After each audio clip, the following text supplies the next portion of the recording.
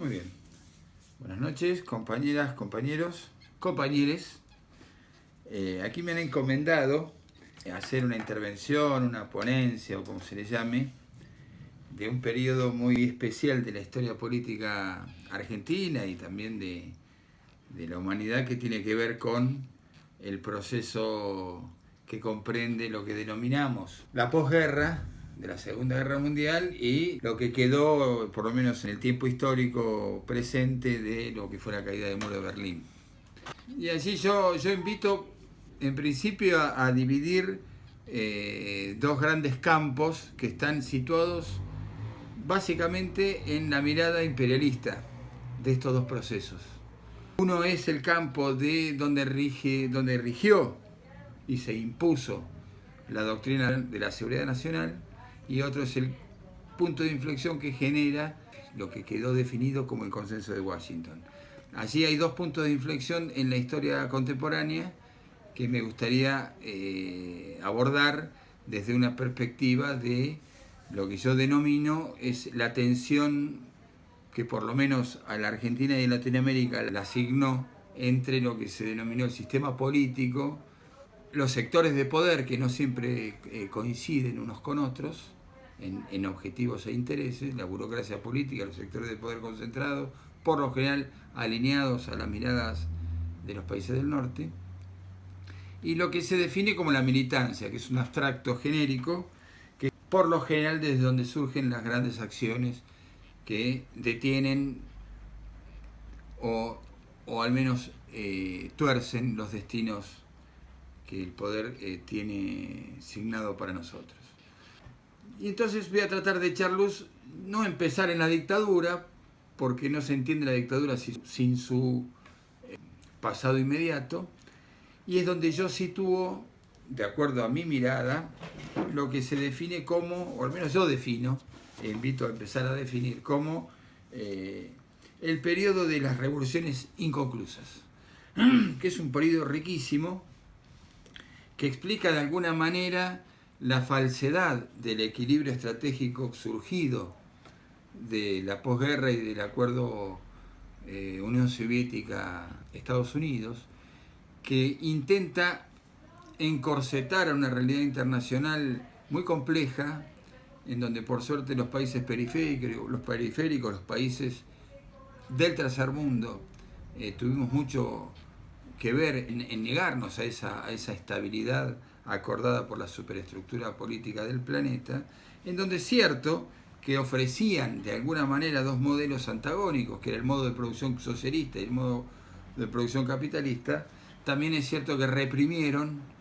procesos muy ricos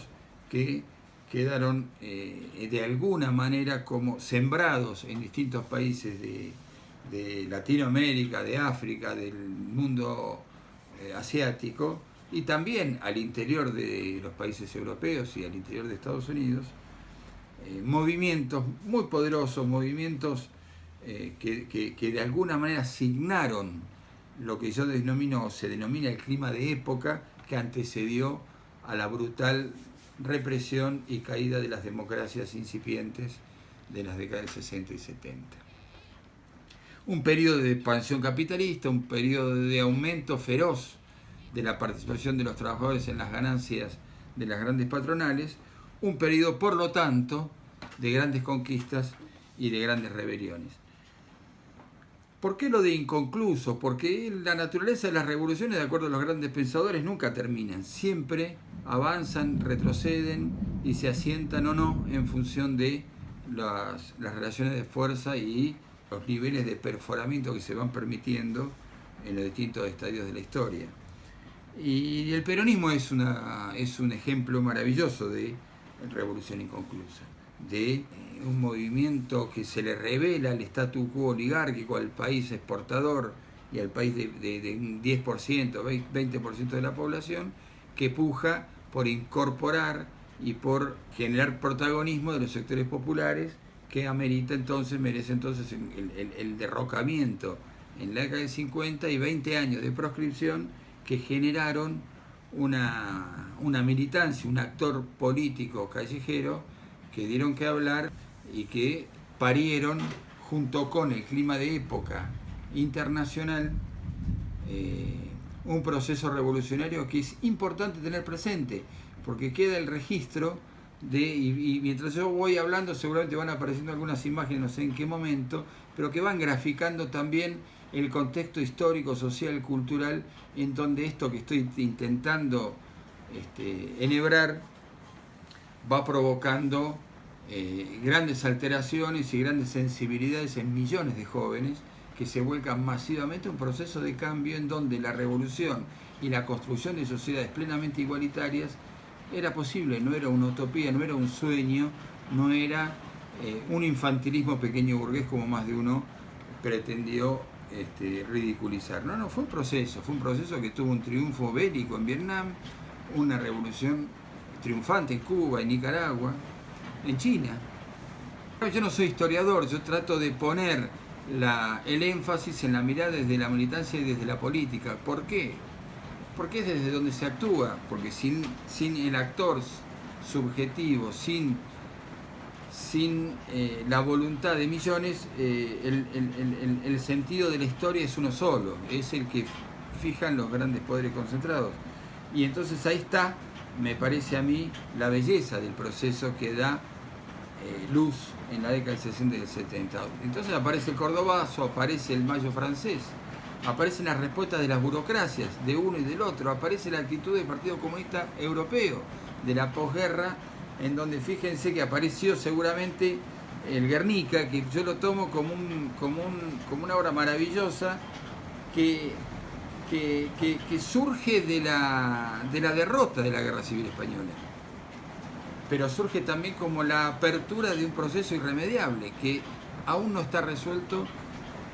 ni por cerca en la memoria colectiva de los trabajadores españoles, digamos, y del mundo, porque fue una guerra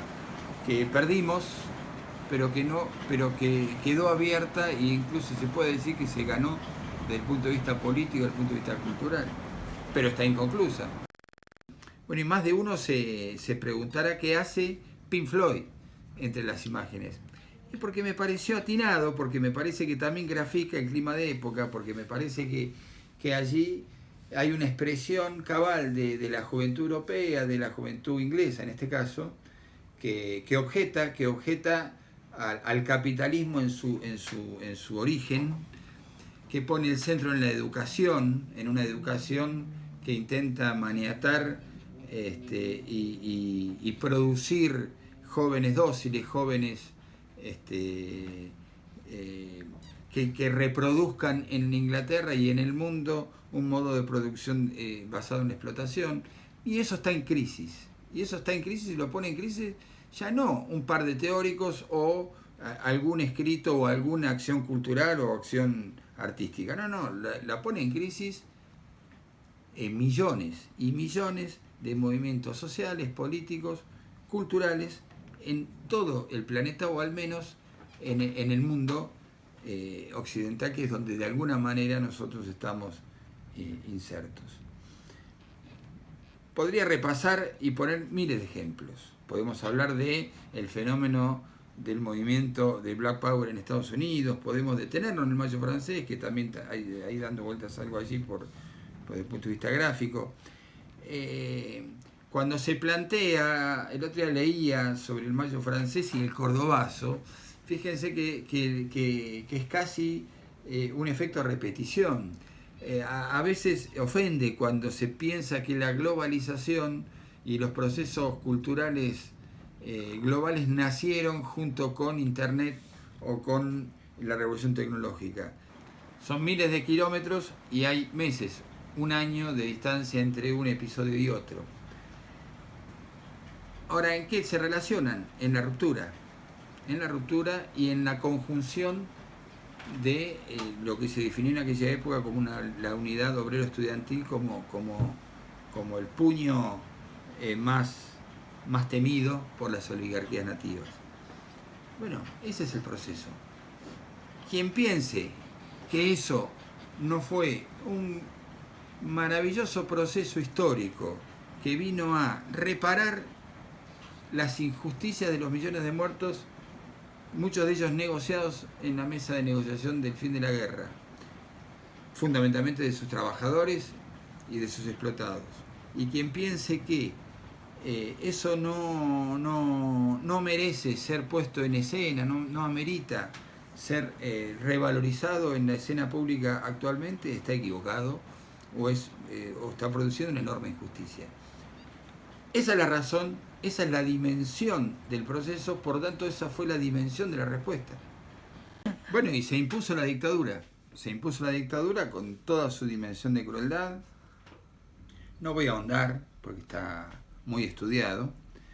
pero allí hay una consigna que irrumpió en el final de la dictadura que impulsaba un sector muy potente del peronismo que se llamaba rendición de cuentas. ¿Y yo por qué rescato esa consigna? Porque las consignas antidictatoriales naturalmente está plagado y son muy elocuentes y están muy vinculadas a la vida de los desaparecidos, a la historia, a los presos políticos. Ahí aparecen las Madres de Plaza de Mayo, que es un punto de inflexión también en el modo de producir política, en el modo de entender a la política y en el modo de... Eso no lo sabíamos en ese momento, pero lo supimos cuando la reapertura democrática, de entender al Estado y la concepción de los derechos humanos como derechos universales. Eso es una novedad en la Argentina y en el mundo. Pero ¿por qué digo rendición de cuentas? Porque la dictadura, además de desmontar hasta el último nivel de resistencia del movimiento popular, endeudó a la Argentina. Y la endeudó y la arrodilló ante los poderes internacionales, que recién en el 2003, que yo sé que me fui del tiempo de mi intervención, pero es importante tener presente que recién, muchos años después, la Argentina pudo recomponer lo que empezó Martínez de Oz y Videla, que es lo que explica en el fondo con mayor contundencia el porqué del golpe de Estado. El golpe de Estado es preventivo para el proceso revolucionario, pero es ofensivo para el endeudamiento y el nuevo ciclo de dependencia de la economía y de la política argentina y del conjunto de Latinoamérica. Y la rendición de cuentas en los términos que el peronismo militante, por eso yo hacía hoy la distinción entre burocracia política y militancia. El peronismo militante y el conjunto del sector de la izquierda pedíamos,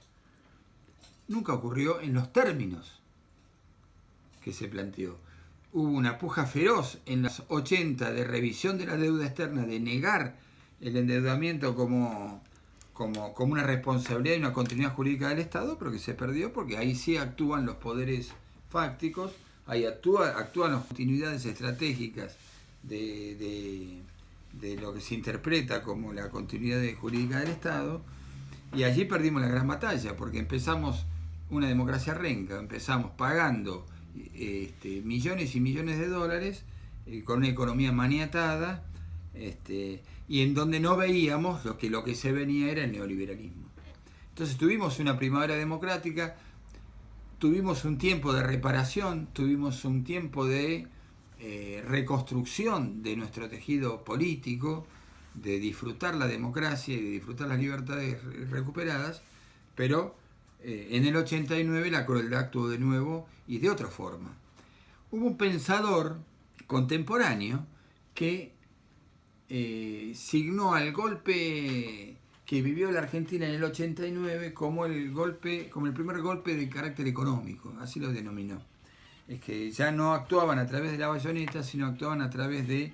el movimiento de las grandes variables macroeconómicas, y que eso vaciaban a los gobiernos e imponían programas a los gobiernos entrantes.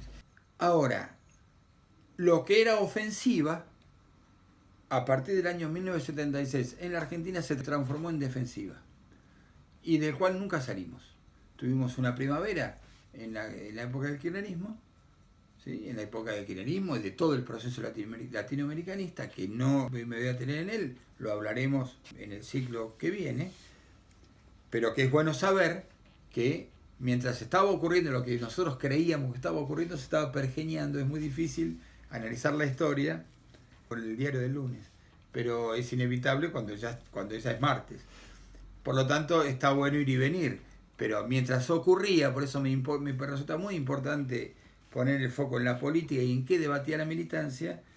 Lo que se nos venía era una andanada, un tsunami mucho peor. Yo creo que ni Alfonsín ni Menem, que eran los protagonistas de esa transición, eran conscientes que se estaba atravesando una especie de túnel de la nueva hegemonía mundial, que lo tenía de protagonista en el cierre del gobierno de Alfonsín, que fue un cierre muy duro, que Alfonsín llegó a verlo, llegó a leer, y algunos, yo hacía referencia hace un ratito, algunos ya empezaban a caracterizar la acción del sistema financiero y de los grupos de poder, ya no a través de los golpes de Estado, sino a través de los golpes de mercado, que el nuevo orden irrumpía. Y eso fue la hegemonía brutal del neoliberalismo, que abrió un sendero en donde el sistema político le costó entrar. Es muy interesante analizarlo honestamente a ese proceso, volviendo a los parámetros que yo ponía de la militancia, el sistema político y el poder. El menemismo condujo a un sistema político alineado con los objetivos del poder internacional. El proceso de convertibilidad se impuso y nos transformamos literalmente en una colonia, en un desguace del desguace. Hasta lo que no se animó a hacer la dictadura lo hizo el menemismo en el Estado, y duró mucho. Y está bueno mirar ahí, porque ahí sí vuelve a haber una ruptura, como ocurrió en la década del 70, entre lo que era la militancia política del movimiento nacional y su sistema político orgánico. Vuelve a haber una ruptura. Y deja muchas enseñanzas. Y básicamente el punto ahí es cómo evitar, primero, reconocer la situación de defensiva. Y segundo, empezar a construir en la resistencia o en el caminar para atrás algún límite para poder pisar en firme y retomar un sendero autónomo. Y eso costó, esto significó la ruptura del 2001, y ahí entramos en una etapa que será harina de otro costal en las próximas conversaciones. Pero yo creo que está interesante atarlo, porque ahí sí que hay una apuesta muy fuerte a instalar la idea de la derrota ideológica definitiva. Una idea muy fuerte a instalar la idea del fin de la historia y del principio de una unilateralidad mundial en donde los centros financieros y el capitalismo central, la OTAN y todo lo que significó incluso el endurecimiento de las políticas internacionales yanquis en lo militar y en lo que tiene que ver con el dominio y la destrucción de todo lo que eran países que habían construido niveles de autonomía, los países petroleros del norte de África, los países árabes, que significó el punto de inflexión del 2001, las Torres Gemelas y con todo lo que eso significó, y debates ni siquiera aún iniciados. Pero no nos metamos en eso porque, insisto, es lo que viene en términos del seminario. Ya en el cierre de esta intervención, yo propongo retomar el hilo conductor, que yo lo situé en esta idea de las revoluciones inconclusas, con el ánimo de entender que hay una continuidad en la producción de nuestra política, en el quehacer de nuestra vida institucional, de nuestra vida como nación, que es una de las tareas más complejas y más inteligentes de la militancia, es entender definitivamente el sentido de la unidad estratégica del campo nacional y popular, entender que los sistemas políticos y sus militancias y sus movimientos son la retaguardia estratégica en donde los pueblos descansan para construir su futuro. Y si toca resistir, resistimos, y si toca avanzar, avanzamos, pero en un proceso